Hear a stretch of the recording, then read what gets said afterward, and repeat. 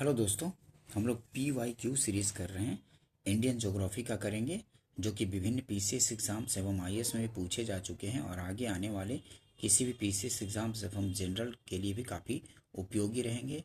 General में जैसे शिक्षक का एग्ज़ाम जो अदर स्टेट में होते हैं या बिहार में जो BPSC के थ्रू जो लिए जाते हैं, या फिर BSSC inter level, graduate level एवं अन्य एग्जाम्स जहाँ भी सामान्य अध्ययन से क्वेश्चन पूछे जाते हैं, उसके लिए भी काफ़ी महत्वपूर्ण रहेंगे।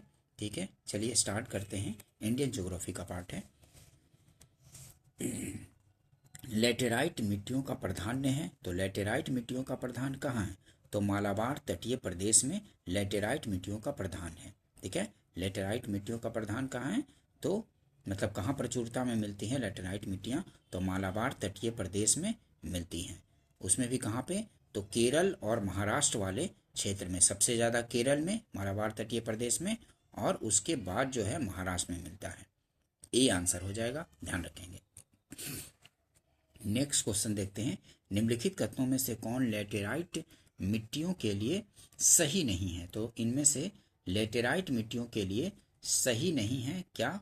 तो उनमें चूना प्रचुर मात्रा में पाया जाता है? नहीं, लेटेराइट मिट्टियों में चूना प्रचुर मात्रा में नहीं पाया जाता है, तो यही सही नहीं है। ठीक है,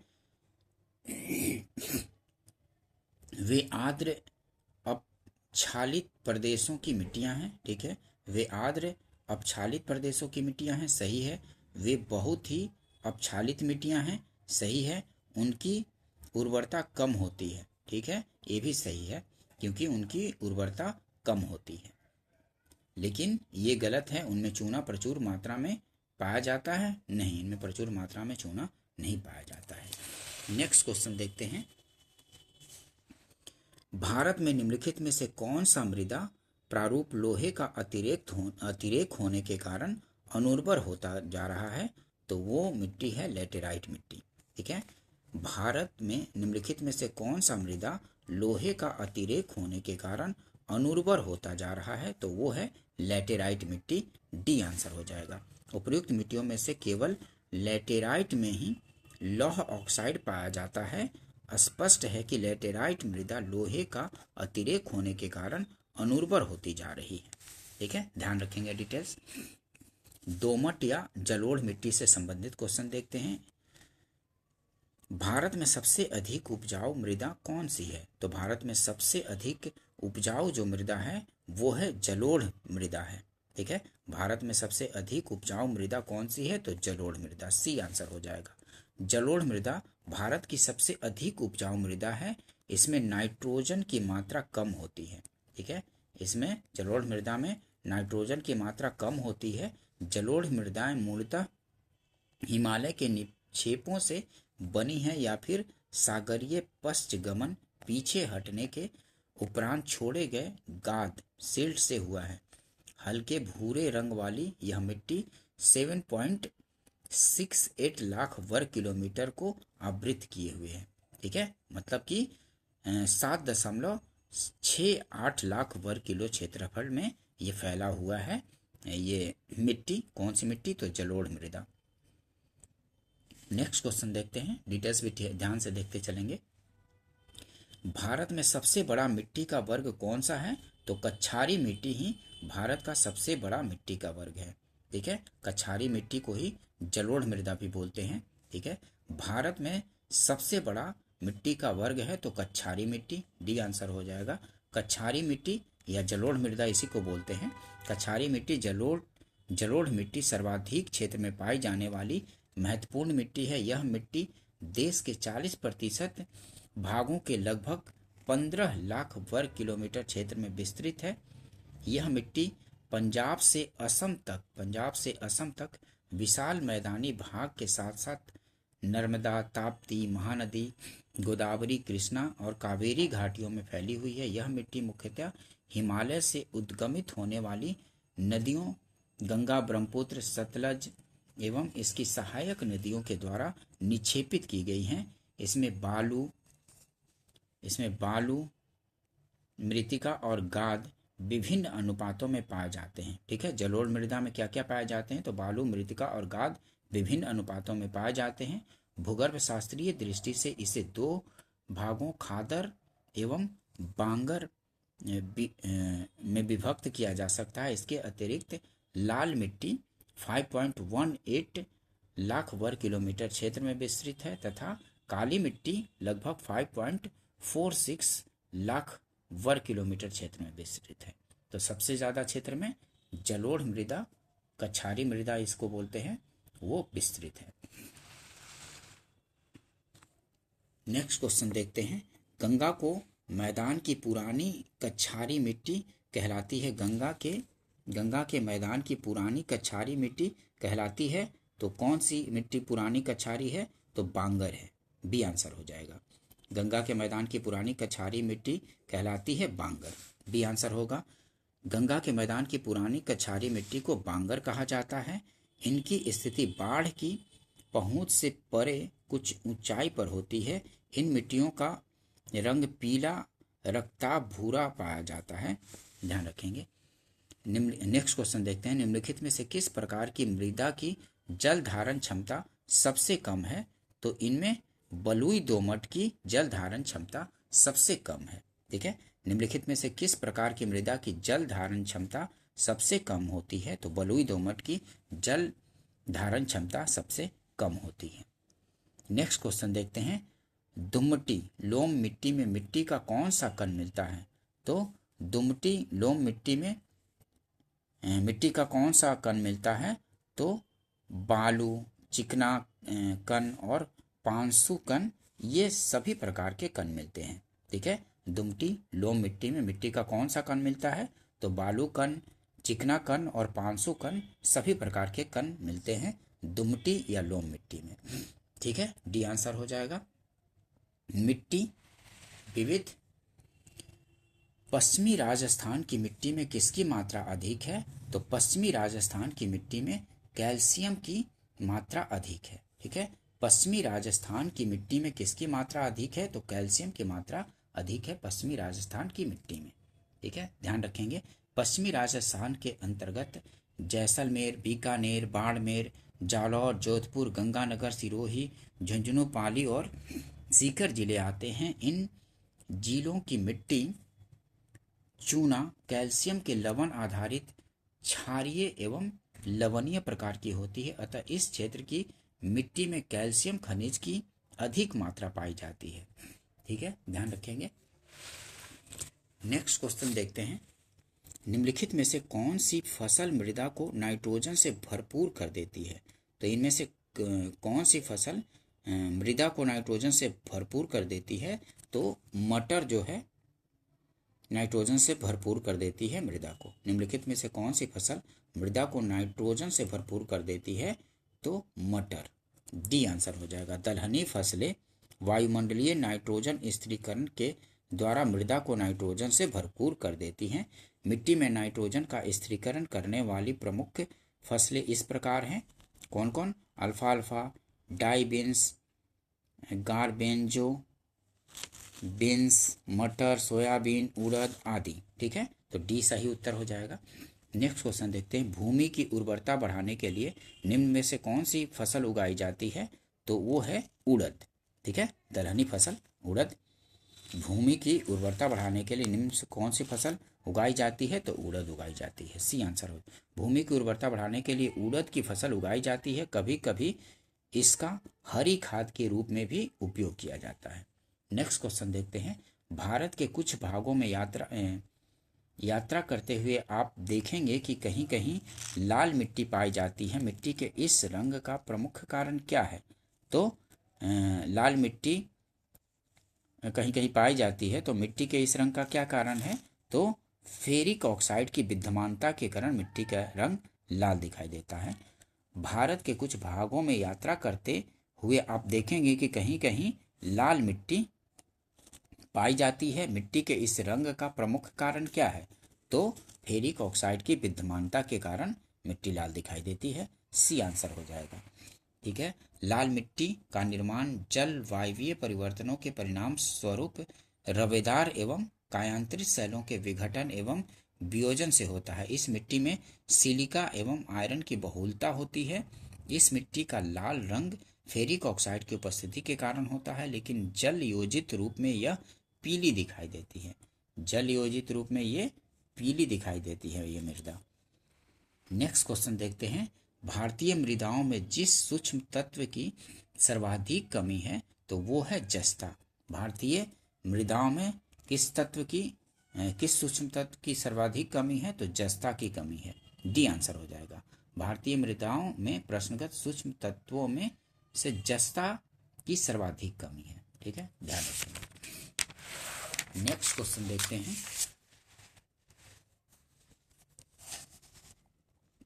हिमालय की मिट्टियों में ह्यूमस प्रचुर मात्रा में पाया जाता है। नहीं, हिमालय की मिट्टियों में ह्यूमस प्रचुर मात्रा में नहीं पाया जाता। हिमालय में सर्वाधिक क्षेत्र वनाच्छादित हैं, तो ये सही है। हिमालय में सर्वाधिक क्षेत्र वनाच्छादित हैं, ये सही है, लेकिन कारण सही है, ये कथन ये गलत है। तो ए गलत, आर सही, तो डी आंसर हो जाएगा। हिमालय की मिट्टियों में ह्यूमस का अभाव रहता है। ध्यान रखेंगे, हिमालय की मिट्टियों में ह्यूमस का अभाव रहता है, जबकि हिमालय में सर्वाधिक क्षेत्र वनाच्छादित हैं। इस प्रकार कथन ए गलत, जबकि कारण आर सही है। ध्यान रखेंगे कि हिमालय की मिट्टियों में ह्यूमस का अभाव रहता है, जबकि हिमालय में सर्वाधिक क्षेत्र वनाच्छादित हैं। नेक्स्ट क्वेश्चन देखते हैं, पौधों को सबसे अधिक पानी किस मिट्टी में मिलता है तो पौधों को सबसे अधिक पानी चिकनी मिट्टी में मिलता है। ए आंसर हो जाएगा। ठीक है, चिकनी मिट्टी में जल धारण की क्षमता सबसे अधिक होती है। ये भी पूछा जाता है, चिकनी मिट्टी में जल धारण की क्षमता सबसे अधिक होती है, इसलिए पौधों को सबसे अधिक पानी इसी मिट्टी में मिलती है। चिकनी मिट्टी में 50% से कम गाद, 50% तक चिकनी मृदा व बालू की कुछ मात्रा पाई जाती है। इसमें वायु का आवागमन कम होता है, जिससे जल क्रांति हो जाती है। अम्लीय एवं क्षारीय मृदा से संबंधित क्वेश्चन देखते हैं, अम्लीय एवं क्षारीय मृदा से संबंधित। ठीक है, सामान्य फसलें उगाने के लिए उर्वर भूमि का पीएच मान कितना होने की संभावना है तो वो है 6 से 7 पीएच मान। सामान्य फसलें उगाने के लिए उर्वर भूमि का पीएच मान कितना होने की संभावना है तो 6 से 7, सी आंसर हो जाएगा। एक्सप्लेनेशन देखिए, इससे और थोड़ा समझ में आएगा।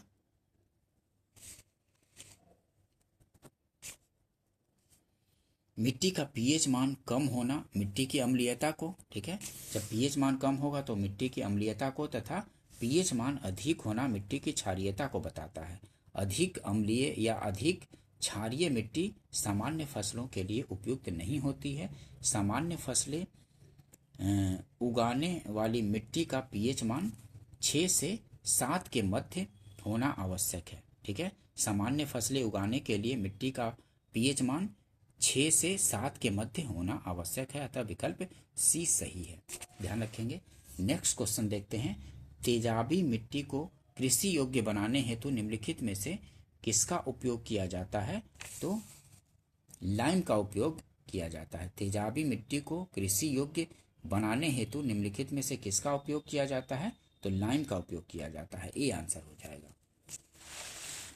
ठीक है, तेजाबी एसिडिक मिट्टी को कृषि योग्य बनाने के लिए सामान्यतः चूने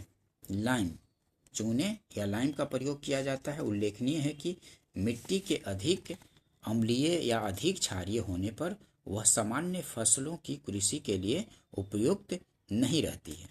ठीक है, तो तेजाबी मिट्टी को कृषि योग्य बनाने के लिए सामान्यतः चूने या लाइम का प्रयोग किया जाता है। चूने को ही लाइम बोलते हैं। ठीक है, चूने का प्रयोग किया जाता है। नेक्स्ट क्वेश्चन देखते हैं, मिट्टी में खारापन एवं क्षारीयता की समस्या का समाधान क्या है। खेतों में जिप्सम का उपयोग।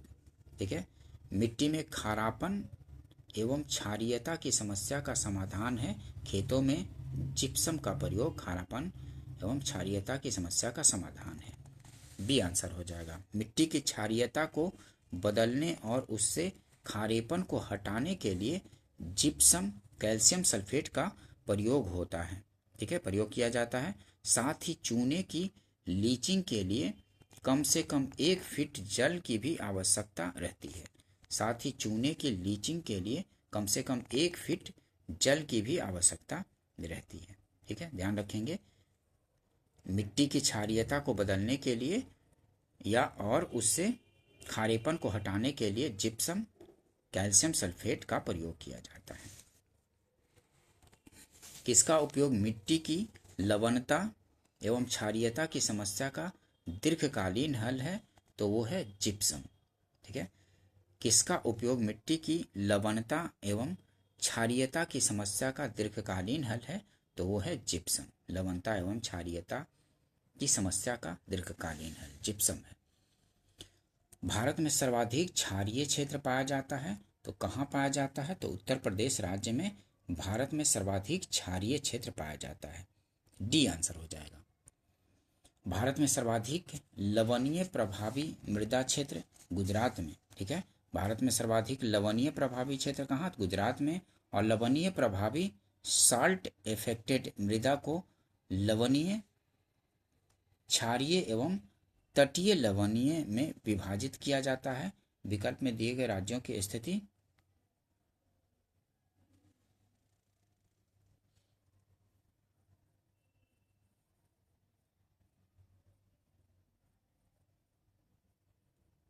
सर्वाधिक क्षारीय मृदा कहाँ? तो उत्तर प्रदेश में, जबकि सर्वाधिक लवणीय मृदा गुजरात में। ठीक है, ध्यान रखेंगे कि सर्वाधिक क्षारीय मृदा कहाँ है? तो उत्तर प्रदेश में है, और सर्वाधिक लवणीय मृदा जो है गुजरात में है। ध्यान रखेंगे। नेक्स्ट क्वेश्चन देखते हैं। भारत में लवणीय मृदा का सर्वाधिक क्षेत्र कहाँ है? तो आपको पता है कि गुजरात में है। सी आंसर हो जाएगा। भारत में लवणीय मृदा का सर्वाधिक क्षेत्रफल गुजरात में है। नेक्स्ट क्वेश्चन देखते हैं। मृदा का लवणीभवन मृदा में एकत्रित सिंचित जल के वाष्पीकृत होने से पीछे छूटे नमक और खनिजों से उत्पन्न होता है। सिंचित भूमि पर लवणीभवन का क्या प्रभाव पड़ता है? तो यह कुछ मृदाओं को अपारगम्य बना देता है। यह कुछ मृदाओं को अपारगम्य बना देता है। मृदा का लवणीभवन मृदा में एकत्रित सिंचित जल के वाष्पीकृत होने से पीछे छूटे नमक और खनिजों से उत्पन्न होता है। सिंचित भूमि पर लवणीभवन का क्या प्रभाव पड़ता है? तो यह कुछ मृदाओं को अपारगम्य बना देता है। बी आंसर हो जाएगा। मृदा का लवणीभवन मृदा में एकत्रित सिंचित जल के वाष्पीकृत होने से पीछे छूटे नमक और खनिजों से उत्पन्न होता है। सिंचित भूमि पर लवणीभवन होने के कारण मृदाएं अपारगम्य बन जाती हैं। निम्नलिखित में से कौन सी मृदा चाय बागानों के लिए उपयुक्त है? तो अम्लीय जो मृदा है चाय बागानों के लिए उपयुक्त है। ये आंसर हो जाएगा। ठीक है, ये आंसर होगा। कौन सी मिट्टी चाय बागानों के लिए उपयुक्त है? तो अम्लीय मिट्टी जो है चाय बागानों के लिए उपयुक्त है। चाय बागानों के लिए गहरी, अम्लीय और अच्छे जल निकासी वाली मिट्टी की आवश्यकता होती है। ठीक है, कैसी मिट्टी की? चाय बागानों के लिए गहरी, अम्लीय और अच्छे जल निकास वाली मिट्टी की आवश्यकता होती है। जल निकासी की पर्याप्त सुविधा के कारण ही इन बागानों को पर्वतीय ढलानों पर लगाया जाता है। ठीक है, ये डिटेल्स थोड़ा ध्यान रखेंगे। मृदा अपरदन एवं सुधार से संबंधित क्वेश्चन देखते हैं। भारत में निम्नलिखित में से किस क्षेत्र में मृदा अपरदन, सॉइल इरोजन की समस्या गंभीर है? तो कहाँ पे है? तो शिवालिक पहाड़ियों के पाद क्षेत्र में। ठीक है, फुटहिल्स वाले में। ठीक है, शिवालिक पहाड़ियों की पाद क्षेत्र में सॉइल इरोजन की समस्या अधिक है। भारत में निम्नलिखित में से किस क्षेत्र में मृदा अपरदन की समस्या गंभीर है? तो शिवालिक पहाड़ियों के पाद क्षेत्र में। ठीक है, बी आंसर हो जाएगा। भारत में मृदा अपरदन से सर्वाधिक प्रभावित क्षेत्र क्रमशः इस प्रकार है। पहला, चंबल एवं यमुना नदियों का उत्खात भूमि क्षेत्र, यहाँ सबसे ज़्यादा मृदा अपरदन होता है। ठीक है, चंबल एवं यमुना नदियों का उत्खात भूमि क्षेत्र। और दूसरे नंबर पर पश्चिमी हिमालय का गिरिपथीय क्षेत्र, शिवालिक पहाड़ियों के पाद क्षेत्र इसमें शामिल है। सबसे ज़्यादा मृदा अपरदन कहाँ? तो चंबल एवं यमुना नदियों का उत्खात भूमि क्षेत्र में। लेकिन ऑप्शन में यहाँ पे नहीं है, तो यहाँ पे शिवालिक पहाड़ियों के पाद क्षेत्र हो जाएंगे। ध्यान रखेंगे। नेक्स्ट क्वेश्चन देखते हैं, निम्नलिखित में भारत का कौन सा क्षेत्र मृदा अपरदन इरोजन से अत्यधिक प्रभावित है? तो वो है चंबल घाटी। ठीक है, चंबल घाटी, चंबल एवं यमुना का उत्खात भूमि क्षेत्र जो है वो सबसे ज़्यादा मृदा अपरदन इरोजन से प्रभावित है। देखिए, निम्नलिखित में से भारत का कौन सा क्षेत्र मृदा अपरदन इरोजन से अत्यधिक प्रभावित है? तो चंबल घाटी, डी आंसर हो जाएगा। नेक्स्ट क्वेश्चन देखते हैं, मध्य प्रदेश के निम्नलिखित में से किस जिले में मृदा अपरदन मिट्टी का कटाव की समस्या है? तो वो है मुरैना में। मध्य प्रदेश के निम्नलिखित में से किस जिले में मृदा अपरदन मिट्टी कटाव की समस्या है? तो मुरैना में है, सी आंसर हो जाएगा। नेक्स्ट क्वेश्चन देखते हैं, चंबल घाटी के खोह खड्डों के निर्माण का कारण निम्नलिखित में से किस प्रारूप का अपरदन है? तो वो है अवनालिका अपरदन। चंबल घाटी के खोह खड्डों के निर्माण का कारण निम्नलिखित में से किस प्रारूप का अपरदन है? तो अवनालिका अपरदन है, डी आंसर हो जाएगा। भारत के मृदा अपरदन मानचित्र को देखने से यह स्पष्ट होता है कि चंबल घाटी क्षेत्र में खोह खड्डों का निर्माण अवनालिका अपरदन के कारण हुआ है। ठीक है, नेक्स्ट क्वेश्चन देखते हैं, निम्नलिखित में से मृदा अपरदन प्रक्रियाओं के सही क्रम को पहचानिए। ठीक है, निम्नलिखित में से मृदा अपरदन प्रक्रियाओं के सही क्रम को पहचानिए। तो मृदा अपरदन का सही प्रक्रम क्या है? तो ये आंसर हो जाएगा आसफाल अपरदन, परत अपरदन, रील अपरदन, अवनालिका अपरदन, ये आंसर हो जाएगा। ठीक है, नेक्स्ट क्वेश्चन देखते हैं, कृषि भूमि में किसके पौधे उगाने से भूमि का अपरदन अधिकतम तीव्रता से होता है? ठीक है, कृषि भूमि में किसके पौधे उगाने से भूमि का अपरदन अधिकतम तीव्रता से होता है? तो सोरघम पौधे उगाने से भूमि का अपरदन अधिकतम तीव्रता से होता है। ठीक है, ध्यान रखेंगे कि कृषि भूमि में किसके पौधे उगाने से भूमि का अपरदन जो होता है अधिकतम तीव्रता से होता है? तो सोरघम फसल उगाने से, ये आंसर हो जाएगा। विश्व वन्यजीव कोष के एक विश्लेषण के अनुसार सोरघम किसी अन्य फसल की तुलना में भूमि अपरदन के लिए अधिक उत्तरदायी है। ठीक है,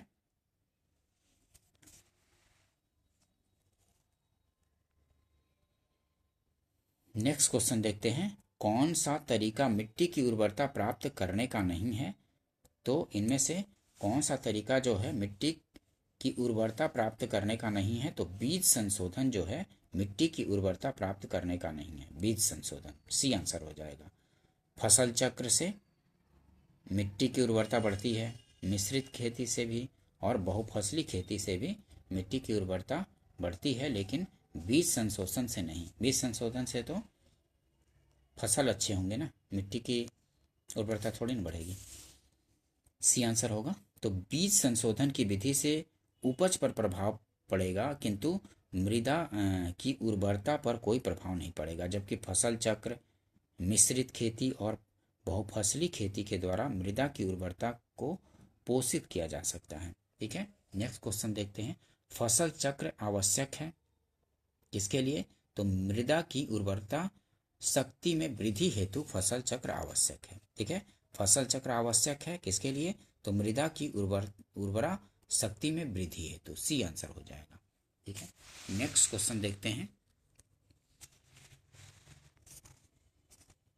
मृदा संरक्षण के संदर्भ में निम्नलिखित प्रचलित पद्धतियों पर विचार कीजिए। ठीक है, मृदा संरक्षण के संदर्भ में निम्नलिखित प्रचलित पद्धतियों पर विचार कीजिए। तो मृदा संरक्षण के लिए विधि क्या क्या है? तो सस्यावर्तन मतलब फसलों का हेर फेर सही है, बालू की बाढ़ नहीं है, गलत है, वेदिका निर्माण, टेरेसिंग ये सही है, वायुरोध ये भी सही है। तो 1, 3 और 4 सही हो जाएगा, तो सी आंसर हो जाएगा। बालू की बाढ़ से थोड़ी ना मृदा अपरदन रुकेगा, ये मृदा का संरक्षण होगा। तो सस्यावर्तन मतलब फसलों के हेर फेर से मृदा संरक्षण होगा, वेदिका निर्माण टेरेसिंग से और वायुरोध से। तो 1, 3 और 4 सी आंसर हो जाएगा। मृदा संरक्षण के संबंध में प्रचलित पद्धतियों में सस्यावर्धन, वेदिका निर्माण और वायु रोध को भारत में उपयुक्त माना जाता है। नेक्स्ट क्वेश्चन देखते हैं। भारत में मृदा अपक्षय समस्या निम्नलिखित में से किनसे संबंधित है? तो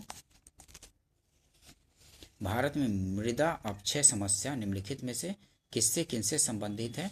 तो वनोन्मूलन से मृदा अपरदन होता है।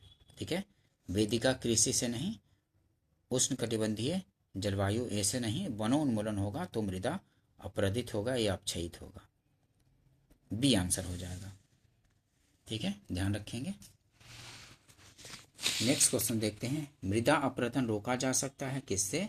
तो वनारोपण से मृदा अपरदन रोका जा सकता है। सी आंसर हो जाएगा। ठीक है, मृदा अपरदन रोका जा सकता है किससे? तो वनारोपण द्वारा। सी आंसर होगा।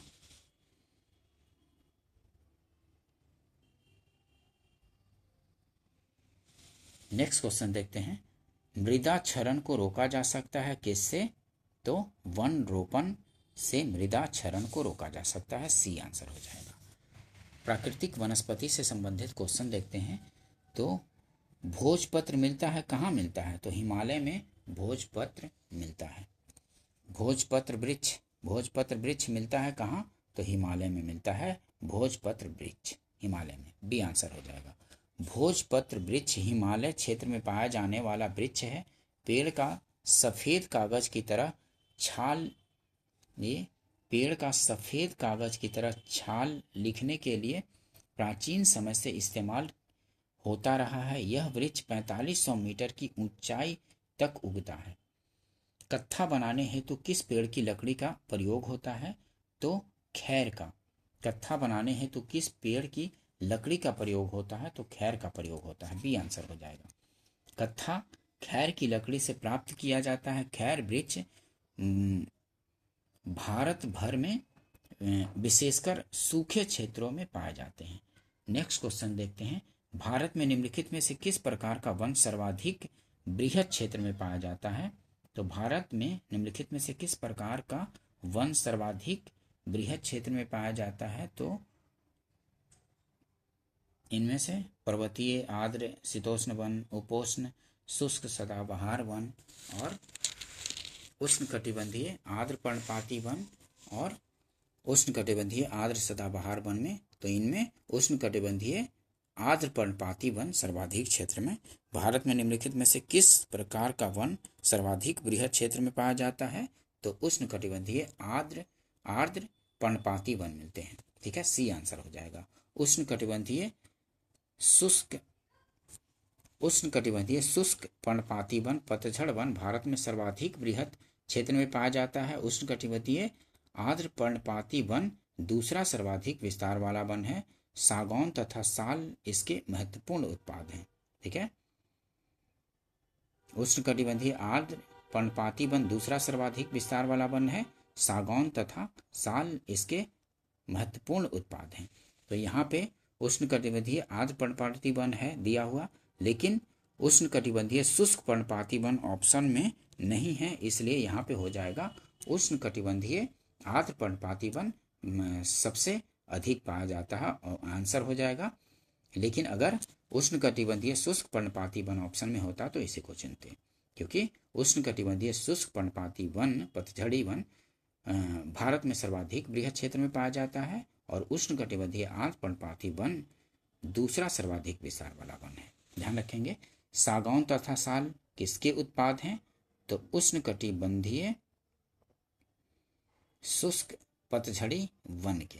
ठीक है, सागौन तथा साल किसके उत्पाद हैं? तो उष्णकटिबंधीय शुष्क पतझड़ी वन के ही उत्पाद हैं। उष्णकटिबंधीय शुष्क पर्णपाती पतझड़ी शुष्क पर्णपाती या पतझड़ी वन के ही उदाहरण है। सागौन तथा साल इसके महत्वपूर्ण उत्पाद हैं। ध्यान रखेंगे। पश्चिमी हिमालय की शीतोष्ण पेटी टेम्परेट जोन में निम्नलिखित में से किस एक वृक्ष का बाहुल्य है? तो देवदार का। पश्चिमी हिमालय की शीतोष्ण पेटी में निम्नलिखित में से किस एक वृक्ष का बाहुल्य है? तो देवदार का। पश्चिमी हिमालय की पश्चिमी हिमालय की शीतोष्ण पेटी में निम्नलिखित में से किस एक वृक्ष का बाहुल्य है? तो देवदार का बाहुल्य है। ध्यान रखेंगे, पश्चिमी हिमालय की शीतोष्ण कटिबंधीय वन पेटी 1500 से 3600 मीटर की ऊंचाई के मध्य विस्तृत है। इस पेटी में शीतोष्ण कटिबंधीय वनों का विस्तार मिलता है। इनके प्रमुख वृक्ष ओक, फर, देवदार, स्प्रूस, चेस्टनट, सीडार और चीड़ है। यहाँ देवदार के वृक्ष अन्य की अपेक्षा अधिक मात्रा में है। नेक्स्ट क्वेश्चन देखते हैं, निम्नलिखित राज्यों में से किस राज्य में सिनकोना वृक्ष नहीं पाया जाता है? तो छत्तीसगढ़ में सिनकोना वृक्ष नहीं पाया जाता है। सी आंसर हो जाएगा। ठीक है, सी आंसर हो जाएगा। निम्नलिखित राज्यों में से किस राज्य में सिनकोना वृक्ष नहीं पाया जाता है? तो छत्तीसगढ़ में। असम में पाया जाता है, केरल में पाया जाता है, पश्चिम बंगाल में पाया जाता है। छत्तीसगढ़ में सिनकोना वृक्ष नहीं पाया जाता। सिनकोना उष्णकटिबंधीय सदाबहार पौधा है। भारत में उष्णकटिबंधीय सदाबहार वन का क्षेत्र कहाँ कहाँ है? असम, केरल, पश्चिम बंगाल, अंडमान और निकोबार द्वीप समूह, मेघालय, मणिपुर, त्रिपुरा, मिजोरम और पश्चिमी तटीय मैदान है। जबकि छत्तीसगढ़ राज्य उष्णकटिबंधीय शुष्क और मानसूनी वनों के लिए उपयुक्त है। छत्तीसगढ़ में सिनकोना वृक्ष नहीं उगता है, जबकि असम, केरल और पश्चिम बंगाल में यह पाया जाता है। निम्नलिखित में से किसे जंगल की आग कहा जाता है? तो किसे कहा जाता है जंगल की आग?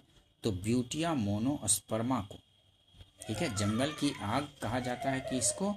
तो ब्यूटिया मोनोस्पर्मा। जंगल की आग कहा जाता है किसको? तो ब्यूटिया मोनोस्पर्मा को। Butea monosperma. डिटेल्स देखते हैं। ब्यूटिया मोनोस्पर्मा जंगल की आग, फ्लेम ऑफ द फॉरेस्ट कहा जाता है। इसे ढाक अथवा प्लास के नाम से भी जाना जाता है। ठीक है, प्लास के फूल को उत्तर प्रदेश का राजकीय पुष्प घोषित किया गया है। ठीक है, जो ब्यूटिया मोनोस्पर्मा है इसको इसे और क्या कहा जाता है? तो ढाक अथवा प्लास के नाम से जाना जाता है। तो इसको फ्लेम ऑफ द फॉरेस्ट मतलब जंगल की आग कहा जाता है, ढाक और प्लास को या ब्यूटिया मोनोस्पर्मा को। ध्यान रखेंगे, भारत के निम्न राज्यों में से किसमें सागौन का वन पाया जाता है? तो सागौन का वन कहाँ पाया जाता है? तो मध्य प्रदेश में पाया जाता है। ठीक है दोस्तों, ए आंसर हो जाएगा। भारत के निम्न राज्यों में से किसमें सागौन का वन पाया जाता है? तो मध्य प्रदेश में पाया जाता है। ए आंसर हो जाएगा। नेक्स्ट क्वेश्चन देखते हैं, निम्नलिखित में से किस पौधे में फूल नहीं होते हैं? तो वो फर्ण में फूल नहीं होते हैं। ठीक है, निम्नलिखित में से किस पौधे में फूल नहीं होते हैं? तो फर्ण में। डी आंसर हो जाएगा। फर्ण एक संवहनी पौधा है। ये पौधे बीज रहित होते हैं। इन पौधों में फूल नहीं लगते हैं। ठीक है, डी सही आंसर हो जाएगा। नेक्स्ट क्वेश्चन देखते हैं, पश्चिमी हिमालय में उच्च पर्वतीय वनस्पति 3000 मीटर की ऊंचाई तक ही उपलब्ध होती है, जबकि पूर्वी हिमालय में यह 4000 मीटर की ऊंचाई तक उपलब्ध होती है।